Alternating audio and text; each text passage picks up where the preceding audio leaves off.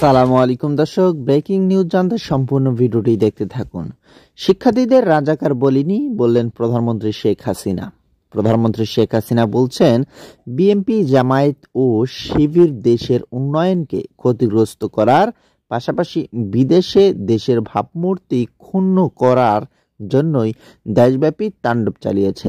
তিনি এই ধ্বংসযজ্ঞের সঙ্গে জড়িত অপরাধীদের গ্রেপ্তার করে বিচারের আওতায় আনতে সহযোগিতা করার জন্য দেশবাসীর আহ্বান জানিয়েছেন। মেট্রো রেল, বিটিভি সহ বিভিন্ন স্থাপনা ধ্বংসের প্রসঙ্গ উল্লেখ করে প্রধানমন্ত্রী বলেন, যারা এসবের সঙ্গে জড়িত সারা বাংলাদেশের আনাচে কানাচে যে যেখানে আছে তাদের খুঁজে বের করুন, তাদের শাস্তির ব্যবস্থা করার জন্য সহযোগিতা করুন। আমি দেশবাসীর কাছে এই আহ্বান জানাচ্ছি।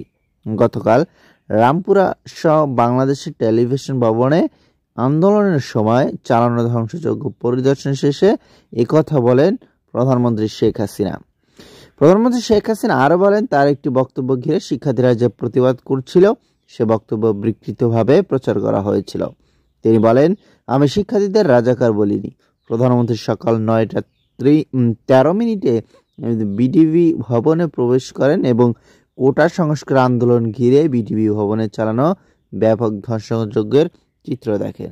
দর্শক শ্রোতা, প্রধানমন্ত্রী শিক্ষার্থীদের এই কথাটা বলেছেন কিনা সেটা তো আপনারা খুব ভালো করে জানেন। তো অবশ্যই আপনাদের মতামত কমেন্টে লিখবেন। চ্যানেলে নতুন হয়ে থাকলে চ্যানেলটি সাবস্ক্রাইব করে রাখবেন।